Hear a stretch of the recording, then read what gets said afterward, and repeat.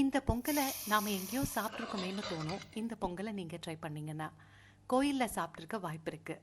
நல்ல மிளகு தூக்கலா காரசாரமாக நெய் வாசனையோடு கொடுக்கப்படுற இந்த மிளகு பொங்கல் எப்படி பண்ணுறதுன்னு பார்க்கலாம் வாங்க.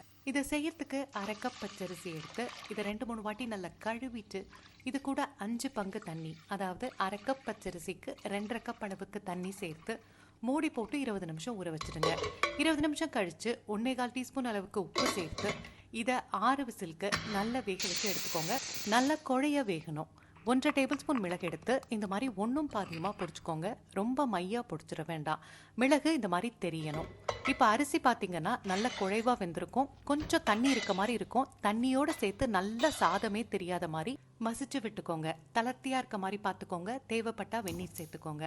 மேலாப்பில் 1 டீஸ்பூன் நெய்யை சேர்த்து தனியாக வச்சுட்டு தாளிக்க 1 டேபிள் ஸ்பூன் நெய்யில் அரை டீஸ்பூன் பெருங்காயம் நாம் நுணுக்கி வச்சிருக்க மிளகை சேர்த்து தாளித்து பொங்கலோட கலந்துக்கோங்க. இது கூட கடலை சட்னி எனக்கு பிடிக்கும். உங்களுக்கு என்ன பிடிக்கும்?